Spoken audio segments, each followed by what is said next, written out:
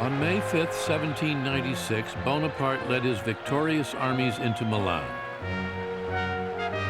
He was greeted by the Milanese as a heroic liberator, the general who freed them from their Austrian rulers. "We come to break your chains," Bonaparte proclaimed. "Our only quarrel is with the tyrants who have enslaved you."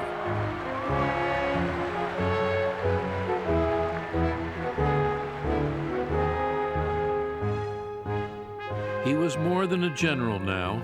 He had made himself the head of a provisional Italian government.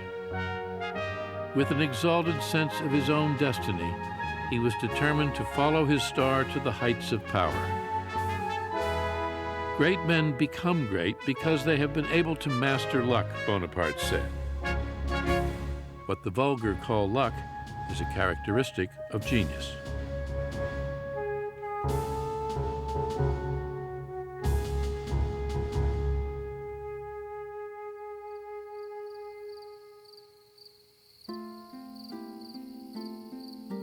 "I shall be frantic if I do not have a letter from you tonight," Bonaparte wrote Josephine. 500 or 600 of the prettiest women in Milan have tried to please me, but I could see only you. Think only I value victory only because it gives you pleasure. How happy I would be if I could assist at your undressing. Remember that there has never been a love like firm, white breast. It will last as long as my life. Forget the little black forest. 1,000 kisses upon your eyes, your lips, your tongue, everywhere. Bonaparte desperately wanted his wife to join him in Italy, but Josephine refused to leave Paris. She was spending her time with a dapper young army lieutenant.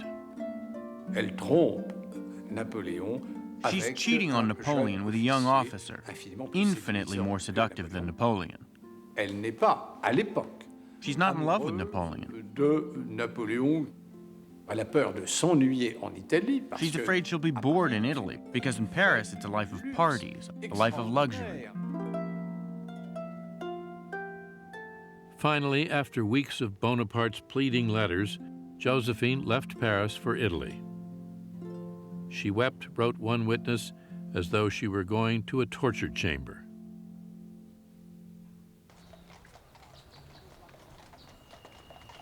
She arrived at Milan's Serbelloni Palace to find that her husband had filled it with flowers in her honor. There they spent the third night of their married life together. After 48 hours, Bonaparte went back to doing what he did best, making war. The Austrian army with fresh reinforcements was still a threat. Now, Bonaparte dealt them a series of crushing blows.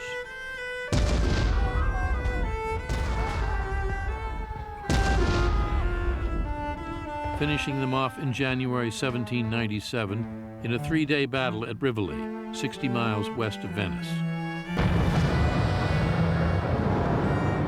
His victories in Italy began the legend of his invincibility, immortalized in a series of romantic paintings. Bonaparte was not only a warrior, he was also a shrewd propagandist. Bonaparte, dès ses premiers succès, From his first triumphs, Bonaparte understood that it's not enough to win victories. il utilise l'image. He uses images to make sure that his victories in Italy are widely publicized in France. Connu en France. Il a très bien compris He understood that art is also a means of propaganda. Il commande un tableau. He orders a painting after a victory. Il ordonne. He dictates the theme, Il ordonne the layout of the characters. des personnages. Il va même jusqu'à He imposer. even orders the dimensions of the frame. Napoléon d'emblée. From the very beginning, Napoleon gave himself an image. Il a d'emblée arrangé. He created his own history. il crée une presse. He created his own newspapers, France and the Army of Italy, and the Newspaper of the Army of Italy, which exalt his victories. C'est Bonaparte lui-même qui rédige. Bonaparte himself actually wrote some articles. He himself wrote, "Bonaparte flies like lightning and strikes like a thunderbolt." Bonaparte vole comme l'éclair et frappe comme la foudre.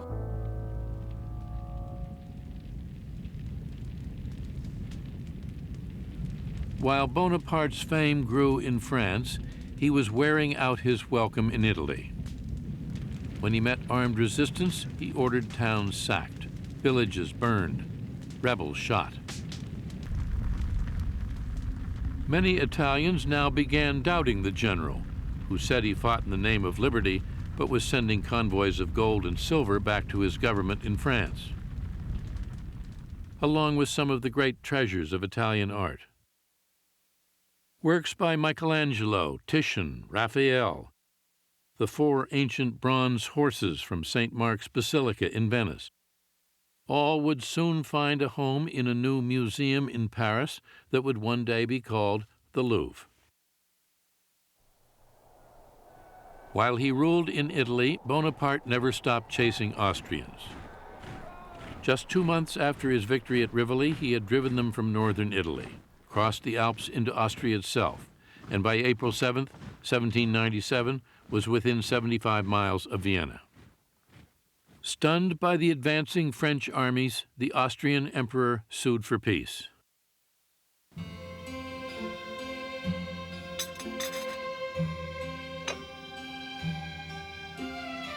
Bonaparte himself negotiated with the Austrian diplomats. He wanted Belgium, the left bank of the Rhine, and a new republic to be allied with France carved out of northern Italy. When the Austrians objected to his demands, he turned on them in a rage.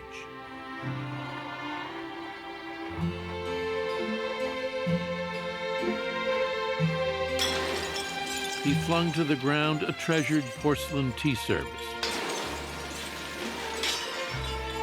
"This is what will happen to your empire," he shouted. "Your empire is nothing but an old maidservant, accustomed to being raped by everyone." Bonaparte, the Austrian delegation reported to Vienna, had behaved like a madman. There are a lot of legends about this. Napoleon était un être colérique, parfois avec Napoleon was hot-tempered, réactions physiques sometimes très with violent violentes, physical et reactions. comme les négociations traînaient, Napoléon s'est agité, marché en long et en And when the large, negotiations en dragged travers on too et en long, marchant, Napoleon et became il a heurté, agitated, il a started heurté pacing back and forth, le petit dirigeant smacked into a sur small lequel il table, s'est and appuyé, overturned a tea et l'a service. renversé. Whether by rage, insult, or shrewd diplomacy, Bonaparte got what he wanted, and he had dictated the terms of the treaty himself, without instructions from the government in Paris. Il a vu que son He intelligence, saw that his intelligence, his abilities, were more than just military. non seulement il est He had devenu become not only a great general, but also possibly a future statesman, and everybody realizes it, not only in Italy, but in France.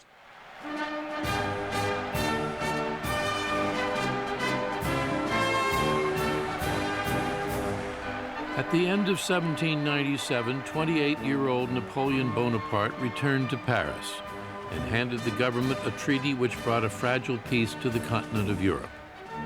Now only Great Britain remained at war with France. In just 1.5 years, he had taken his dispirited, tattered soldiers, marched them hundreds of miles, and defeated the army of the Empire of Austria without ever losing a battle. On a joué des pièces en l'honneur. People performed plays in his honor. On a multiplié. There were les more and more gravures. engravings of him. Il est un héros. He is a national hero. The French were hungry for a hero, someone who could put an end to the political chaos into which the revolution had descended. One government after another had come and gone. Now they lived under a new one, the Directory. The Directory was an unstable, fragile parliamentary government that commanded no confidence. All of France turned toward Bonaparte, wondering what he would do next. "What I have done up to now is nothing," he said privately. "I am only at the beginning of the course I must run. I can no longer obey. I have tasted command, and I cannot give it up." But Bonaparte waited. The fruit, he told an aide, is not yet ripe. Le directoire est moins faible qu'il n'y paraît. The Directory is not as weak as it would seem. En 1797, In 1797, Bonaparte cannot organize a coup. qu'il sera passé de mode. Il faut donc, pour un But he's général, afraid that he will go out of fashion and be forgotten. une autre expédition So he has to qui look for another expedition that will allow him to display his military powers without too much risk.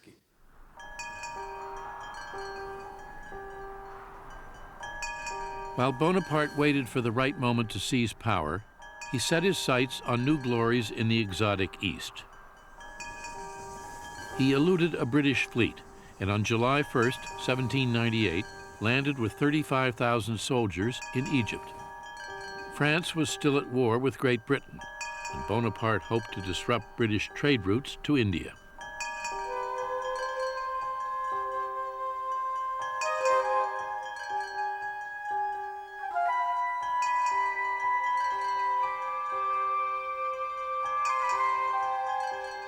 In 1798, Egypt was still a source of wonder to most Europeans. The souks crowded with Turks and Jews, Syrians and Greeks. The minarets sounding the call of an alien religion. The Sphinx with its broken nose buried in the sand up to its neck. Bonaparte finds himself in a country of legends, myths, and a great history. But it was really madness on his part, because all of the military calculations at the time held that it was impossible for a European army to conquer the East. C'est une chose complètement aberrante. It is completely absurd. The Egyptian expedition is probably the craziest expedition in the history of France. Bonaparte quickly captured Alexandria, and then on July 3rd, led his soldiers across the desert toward Cairo, and a looming battle. For centuries, the Egyptians had been part of the Turkish Empire, ruled by the fiercest warriors in the Middle East, the Mamelukes.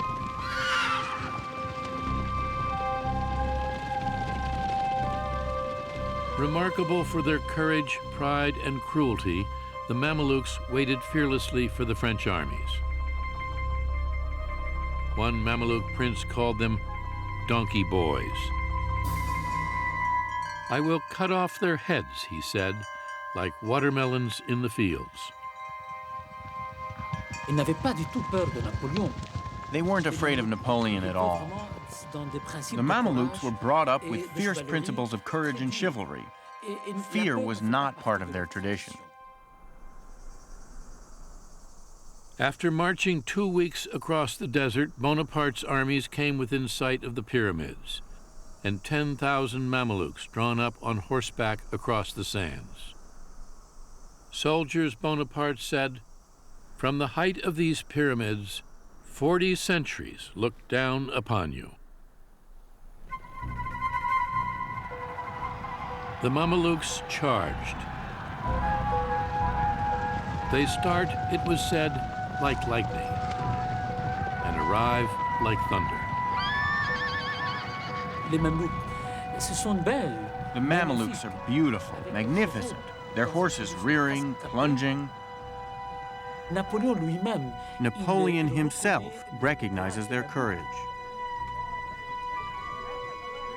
Bonaparte's men stood in tight formation and held their fire until the Mamelukes reached within 50 paces of their ranks.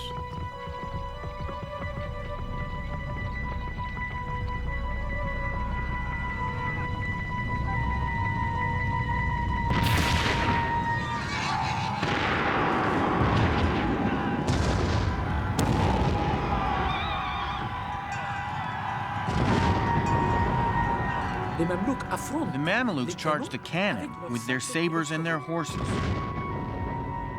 with arms from the Middle Ages. It was a meeting between the Europe of the future and the Egypt of the past. Napoleon just organized his army into 5 gigantic squares. These are men kneeling and standing and firing, so you got a continual rolling fire. The Mamelukes rode around the squares and were shot at by that square and by this square.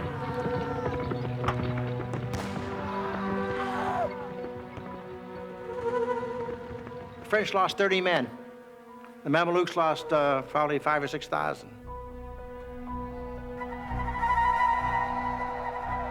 The Battle of the Pyramids was over in an hour. 3 days later, Bonaparte led his army into Cairo. I was full of dreams, he said. I saw myself founding a new religion, marching into Asia riding an elephant, a turban on my head, and in my hand, the new Quran.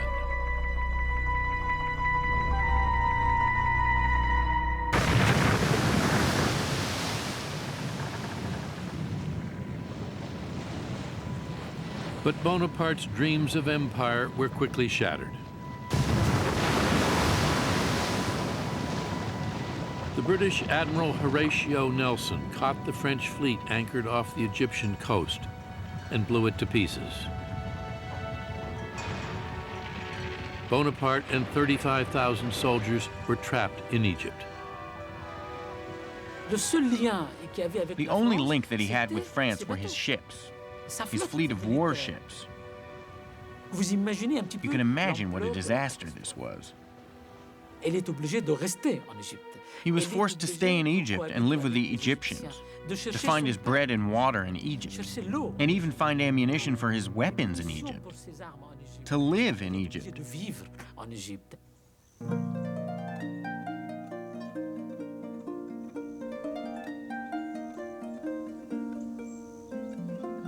While Bonaparte was marooned in Egypt, his wife was buying a new home.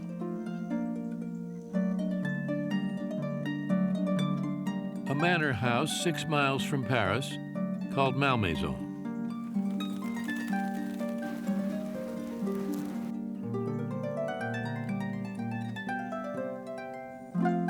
There, Josephine enjoyed over 300 acres of gardens, woods, and fields, and the companionship of her lover. When an aide dared to tell Bonaparte the truth, the general was crushed. "The veil is torn," he wrote his brother. "I am tired of grandeur. All my feelings have dried up. I no longer care about my glory. At 29, I have exhausted everything."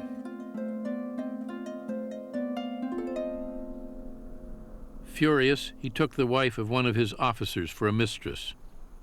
His friends called her the general's Cleopatra.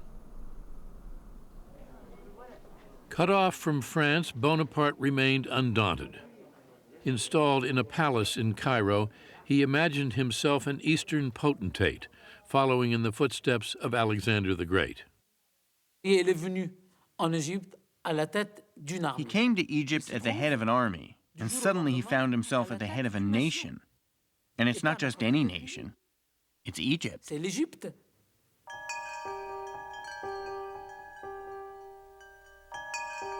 Egypt was an enigma to Europeans. Bonaparte saw a chance to be the first to unravel its mysteries. Along with his army, he had brought with him a remarkable group of mathematicians, artists, mapmakers, and engineers. They set about producing a monumental document, a description of Egypt, 24 volumes of text and pictures. They studied the crocodile and the ibis, music and mummies, surveyed temples and tombs, and measured the dimensions of the Sphinx. One scientist found a new species of blue water lily, another an unknown Nile fish. The most dramatic discovery of all was a big black stone with some puzzling inscriptions. The Rosetta Stone would prove to be the key to deciphering Egyptian hieroglyphics. The monumental volumes that were published by the scientists that went along with Napoleon to Egypt laid the foundation for this study of Egyptology. Today, The true conquests, Bonaparte wrote, the only ones that leave no regret, are those that have been wrested from ignorance.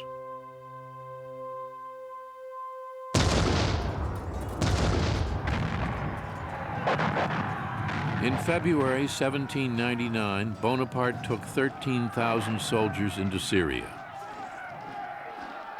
The Sultan of Turkey had declared war on the French infidels, and Bonaparte went on the offensive. After a quick victory at Jaffa, he assaulted Accra, where he was forced to lay siege to the well-fortified city. Attack after attack failed, claiming the lives of hundreds of French soldiers. Hundreds more were struck down by the bubonic plague.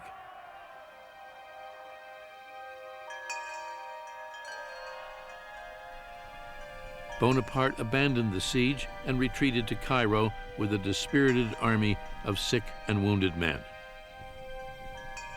The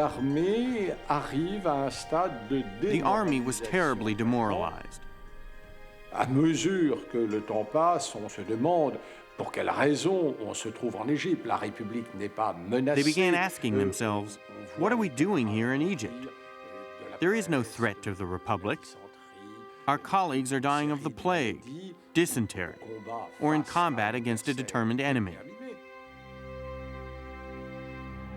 But Bonaparte refused to admit the extent of the disaster. I am returning to Cairo with many prisoners and flags, he proclaimed. I raised the ramparts of Accra. There is not a stone left standing. La campagne d'Égypte, cauchemar pour les soldats. The Egyptian campaign is a real nightmare for the soldiers, but Bonaparte glorified it in his propaganda in France. Les colporteurs proposent des images où l'on voit des palmiers. Peddlers sold pictures with palm trees, with pyramids, with a general covered by plumes who harangues his troops, who massacres the Mamelukes. All of this speaks to the imagination.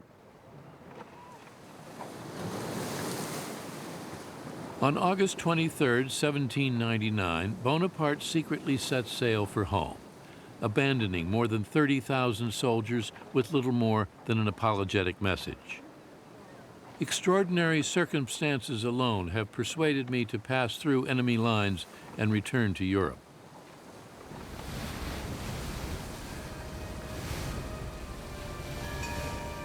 France was once again at war with Austria, Britain, and Russia. Civil war continued to tear the country apart.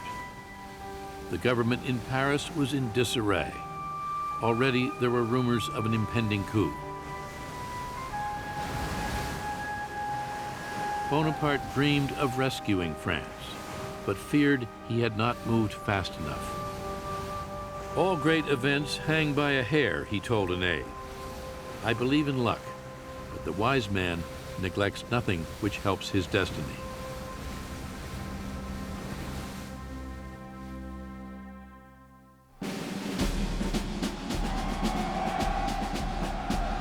On October 9, 1799, he landed in France and found himself greeted by cheering crowds. The campaign in Egypt, a military disaster, had been a propaganda triumph. In the theaters, what's being shown?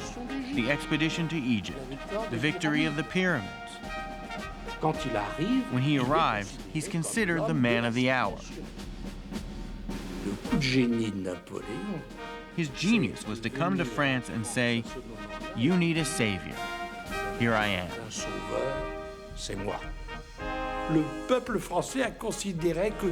The French people believed that Napoleon was destined to do great things. In all the engravings of the period, you see the two frigates which brought Napoleon from Egypt. avec au-dessus de la And première above the first frégate, frigate, une a étoile. star. Et Napoléon Napoleon était himself convaincu was also convinced that he was destined to do great things. Et il y a cru d'une manière And he believed totale, it firmly, quasi almost fataliste. fatalistically. By October 16th, Bonaparte was in Paris. First, he would settle with Josephine. With his steady rise to fame and power, the dynamic between the inexperienced soldier and the sophisticated society woman had shifted. Bonaparte was determined to divorce his wife. He returned home, locked himself in his room, and refused even to see her. "I will never forgive her," he said. Never. But Josephine was just as determined to win him back. She climbed the stairs to his room and begged him to let her in. Bonaparte puts his fists in his ears. He refuses to hear her, and she bangs on the door and cries, "I have loved only you." But Bonaparte kept saying, "No, no, no." Napoleon is forced to hear his wife crying, begging, swearing that she will never do it again, promising that she will never do it again, but just open the door. By the time the sun rose, Bonaparte had weakened. The next morning found husband and wife in each other's arms. Josephine would never take a lover again. And while Bonaparte would always insist that he loved her best, he would do as he pleased with other women.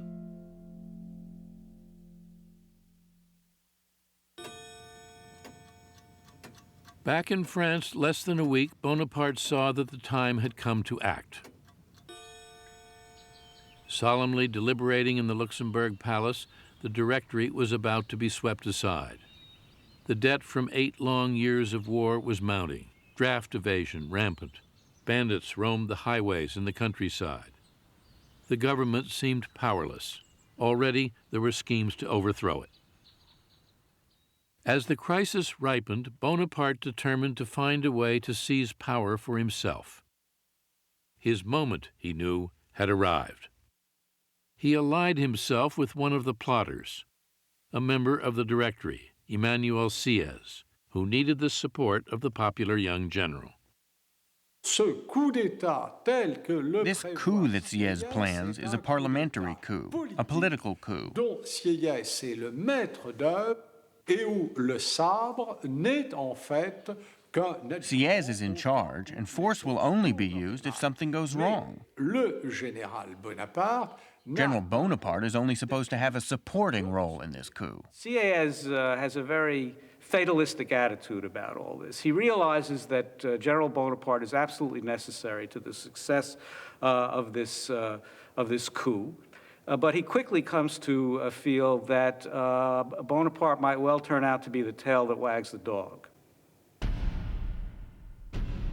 On November 9th, 1799, Bonaparte and Sieyès set their plot in motion. It's really a very simple premise, that the Parliament will put itself out of business. They will vote in a provisional government that will, in effect, start over again, draft a new constitution. They expect that the bayonets will never be unsheathed and a shot will never be fired. For the coup to have an air of legitimacy, Bonaparte and Sieyès wanted the legislators to vote them into power. They didn't want to seize it. Bonaparte counted on the help of his brother Lucien, who had been elected president of the lower house of the legislature as a result of his brother's popularity. But Lucien was powerless to persuade the Consul to dissolve the government. They run into real opposition. The opposition insists that every deputy renew his oath of allegiance to the existing Constitution, which they do. It takes over 2 hours to do this. Meanwhile, the key plotters waiting outside in the wings, as it were, are getting very agitated, and particularly General Bonaparte, who eventually just loses patience and decides that he must intervene to speed things up. He enters the legislative house. This is strictly against the law.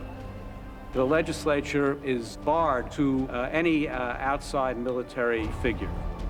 And what he encounters there is genuine rage. The members of the assembly, they see these bayonets and that bearskin hats marching down the main aisle with Bonaparte in between them.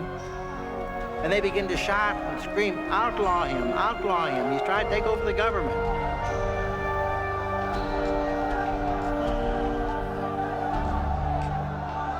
And his brother, Lucien, said, wait a minute, my brother's not trying to take over the government, calm down. And they say, we want him outlawed, we want him outlawed. Bonaparte never gets to utter a word to the deputies, and he is in effect hustled out by the grenadiers who had come in with him, and is quite badly shaken by this. Bonaparte had bungled. The coup seemed lost, his chance for power finished. When some of his own soldiers began to doubt their general's intentions, his brother Lucien took control of the chaotic situation. Lucien sees that Napoleon is going to miss the moment. He has the drums beat. He draws his sword. He walks over to Napoleon. He presses the point of the sword, Napoleon's chest, and he said, believe me, soldiers of France, if Napoleon aspired to take over the government, to be dictator, I'd run him through.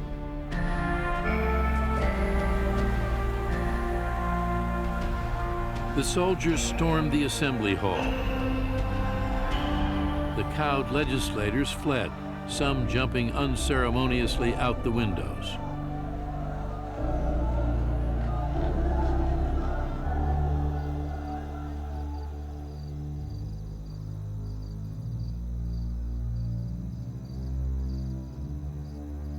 At 2 o'clock that morning, a small rump of the Consul, in league with the plotters, reassembled and voted into law a new provisional government with 3 provisional consuls at its head.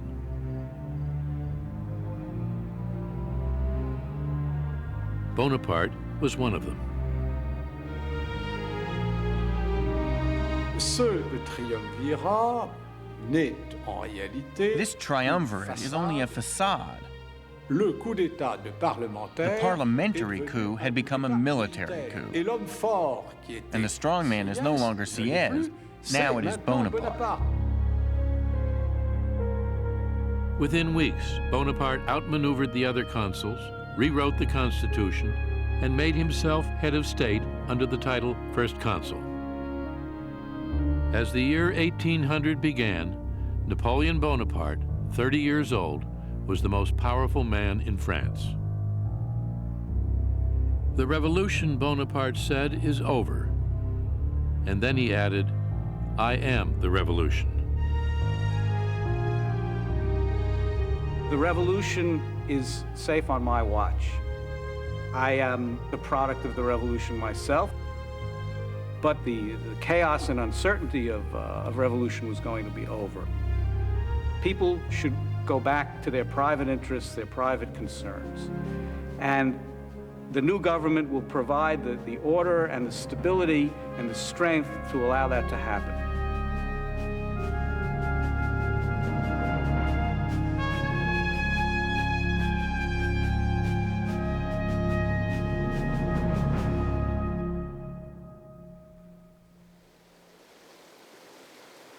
War had catapulted Bonaparte into power. Now, war would help him secure it. France was still fighting Great Britain and Austria. Bonaparte conceived a daring plan to catch the Austrians by surprise. In the spring of 1800, he took his soldiers over the Alps. 40,000 men, field artillery, trekking across treacherous layers of snow and ice through the great St. Bernard Pass. Not since the Carthaginian general Hannibal had an army attempted such an outlandish offensive. It's 10,500 feet high. They drag their guns in pine trees. They haul her out like canoes. And they took off across the mountains.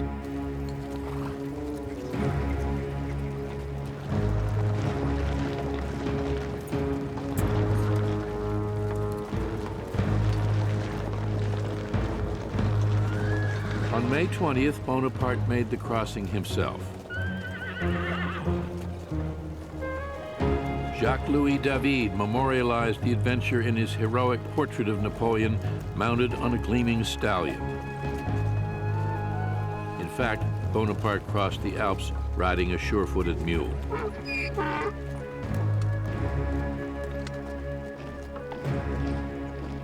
It took the general and his army just 6 days. On the morning of June 14th, he faced the Austrians at Marengo, 45 miles from Milan.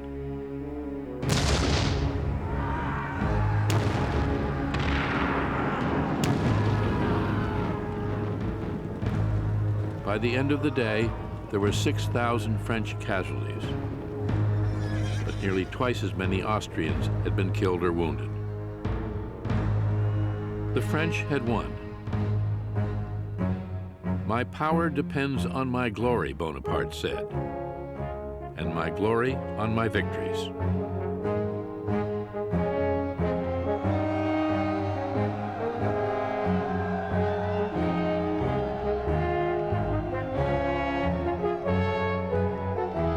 Early the next year, the Emperor of Austria ordered a halt to the fighting and signed a treaty with France. Great Britain followed the year after. For the first time in 10 years, all of Europe was at peace. Bonaparte had been in power just 6 months, and the people of France had seen other political regimes which had lasted only a year. They said, well, Bonaparte might not last either. After Marengo, things changed. Ordinary people, as well as people in the ruling class, now thought Bonaparte would last. Now Bonaparte moved to consolidate his rule. At his urging, the French Constitution was again amended, and at 33, Bonaparte became first consul for life, with near dictatorial powers. A king in all but name.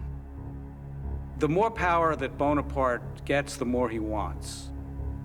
And it escalates step by step. Never too much at once, always step by step, gradually, and always with Napoleon looking back and saying, remember, I am going to protect the gains of the revolution. They're safe with me. In a certain way, Bonaparte was reassuring. He was a supreme authority, a charismatic leader. Il se retrouve dans un système qui est finalement beaucoup plus rassurant. His system of government was more reassuring for this era than a democracy. As the 19th century began, Bonaparte set out to prove that he could govern as well as he could fight. A newborn government, he told his secretary, must dazzle and astonish.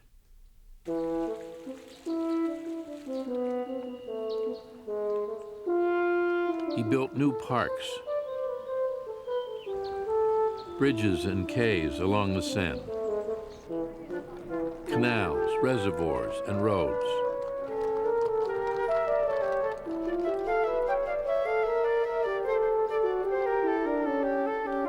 He would make Paris, he said, the loveliest city that ever was or ever could be, and France the greatest country on earth. Launching a series of sweeping political, economic, and legal reforms, he laid the foundation for a new France. He's a man who acts with fantastic speed. France is going to be completely reorganized in 2 years. When he sees his power in France, he already has a complete idea of what a modern country should be. All of French society came under his gaze. He set in place a strong, centralized government with a tightly structured, far-reaching bureaucracy, organized a new system of state secondary schools, the lycée, established a central bank, the Bank of France. Slowly, the economy revived, and with it, prosperity. All of Europe was in awe. The great artists and thinkers of the day, Goethe, Hegel, Byron, Beethoven, saw in Bonaparte the embodiment of the ideals and hopes of the revolution. Il faut comprendre. You have to understand the prestige of Bonaparte as first consul. Il est l'équivalent pour l'Europe. He's the equivalent for Europe of what Washington was for the United States. He oversaw the codification of a new system of laws, which abolished feudal privileges and established the equality of every man before the law. Bonaparte's civil code remains the basis of French law to this day. The rights and duties of citizens, that's an invention of the Revolution, but they were not codified in a central text. It was necessary that these rights and duties become the basis of a grand legal system for the society to function effectively.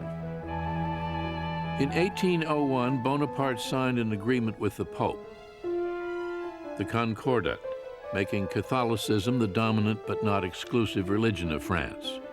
He had no personal use for religion, but he understood its political value.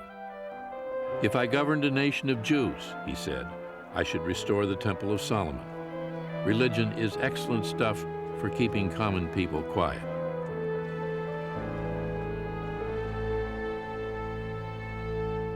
Bonaparte ruled with the carrot and the stick. To reward men of accomplishment, he created a special mark of esteem, the Legion of Honor.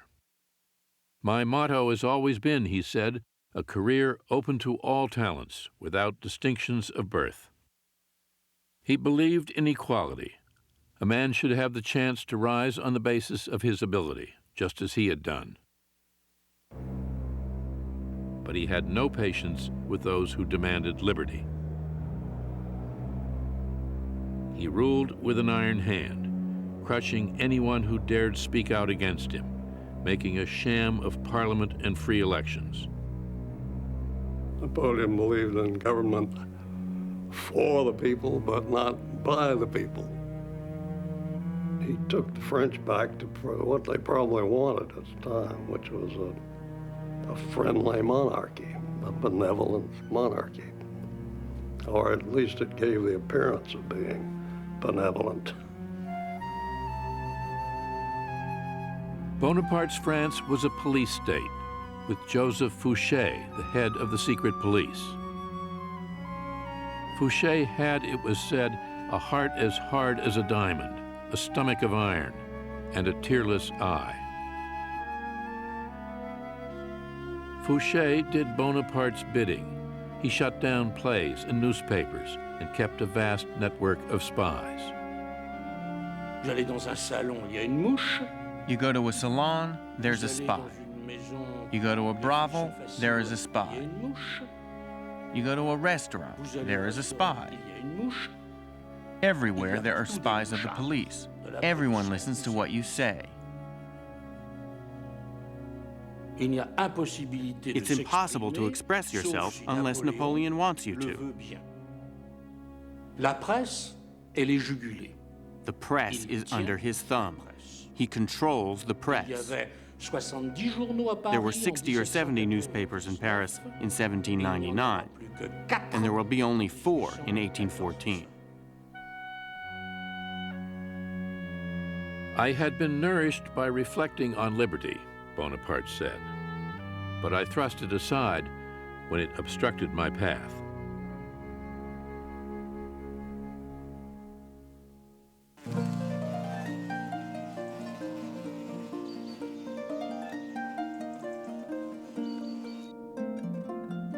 While Bonaparte ruled France, Josephine gracefully assumed the role of First Lady.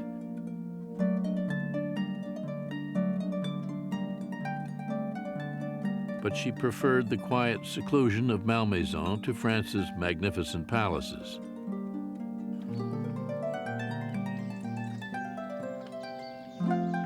In deference to his wife, Bonaparte made Malmaison his countryside seat of government.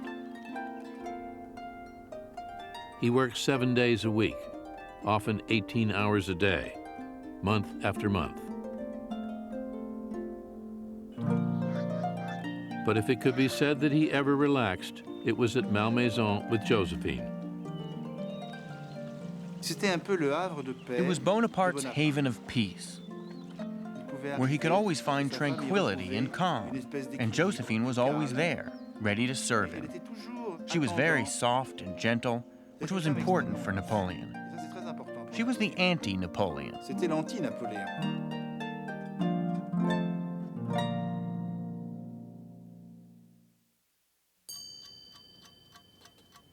In 1803, France was still at peace, and Bonaparte was her absolute master. When he looked across his borders, the only country he had to fear was Great Britain. Britain, with the greatest navy in the world.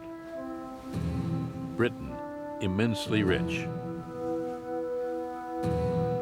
France and Great Britain had signed a treaty of peace, but no one expected it to last. Even before the treaty was signed, one observer said, "Peace in a week, war in a month." L'Angleterre. England, England, always England. Il y a toujours un profond antagonisme entre la mer. There is always a profound antagonism between the sea and the land, between the strength of the continent, represented by Napoleon, and the strength of the sea and international trade, represented by England. It was inevitable that war between France and England would resume. The treaty is a misnomer. It's really a truce. You still have two great powers at odds with each other, fighting for influence, fighting for supremacy, and they've basically fought to a draw at this point. On May 18, 1803, when Great Britain declared war on France, few were surprised.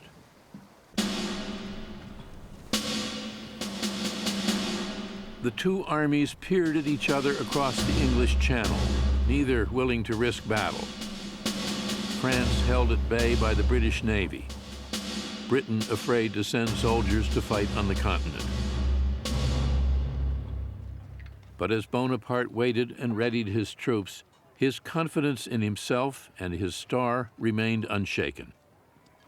His victories had already made France larger than it had ever been. He was the most feared man in Europe, and his authority at home remained unchallenged. 34 years old, he was as powerful as any of the Bourbon kings who had come before him. All he lacked was a crown. Now he decided he wanted one.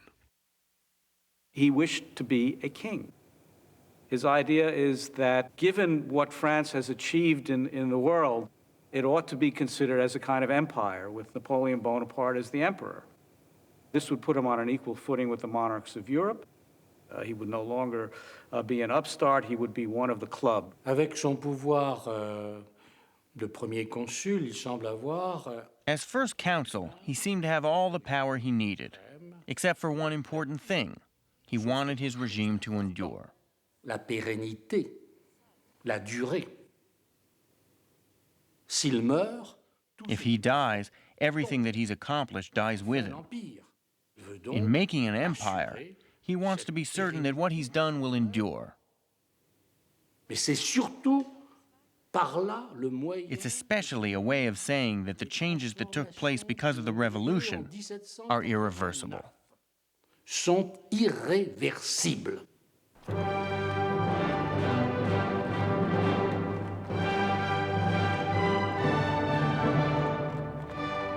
On December 2nd, 1804, the imperial procession made its way through Paris.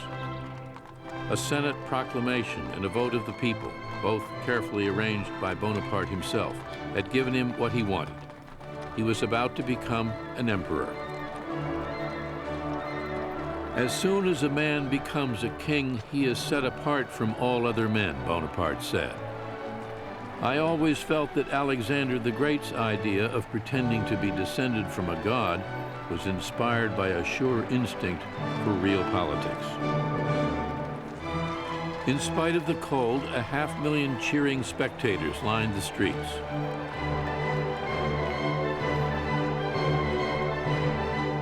Bonaparte himself had meticulously planned every detail.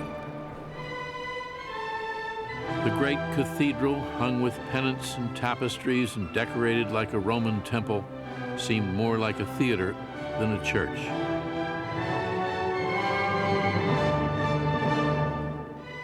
But Bonaparte wanted his elevation to glow with the aura of religion. The Pope had been brought from Italy to sanctify the occasion. Il a le coup de génie de faire venir à Notre-Dame. He has the genius of making the Pope come to Paris, which gives everything a sacred air. C'est Dieu qui indique que désormais, It is God who confirms that the changes that took place during the Revolution are forever established.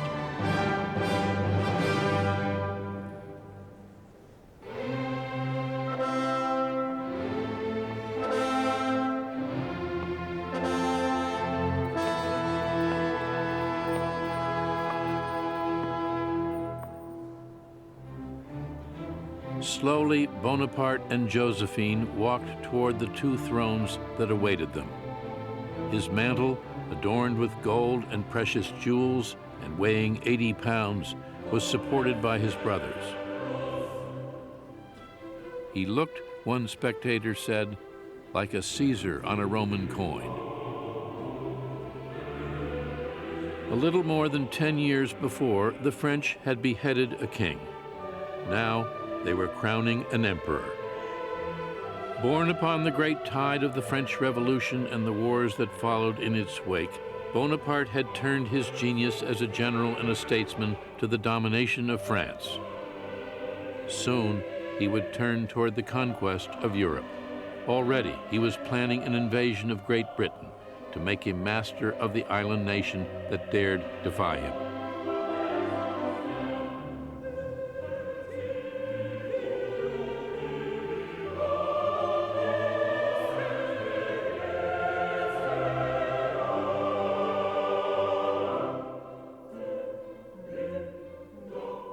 Confidently, Bonaparte lifted the imperial crown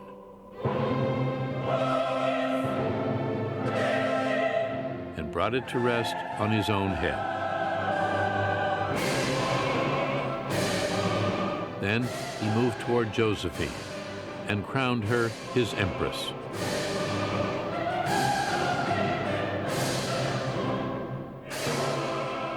I am the instrument of Providence, Napoleon said. She will use me as long as I accomplish her designs. Then she will break me like a glass.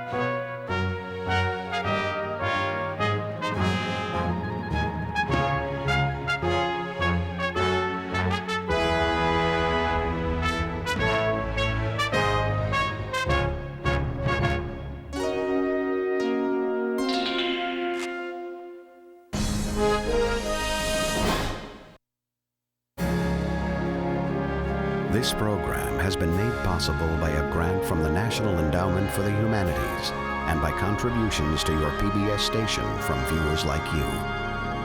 Thank you.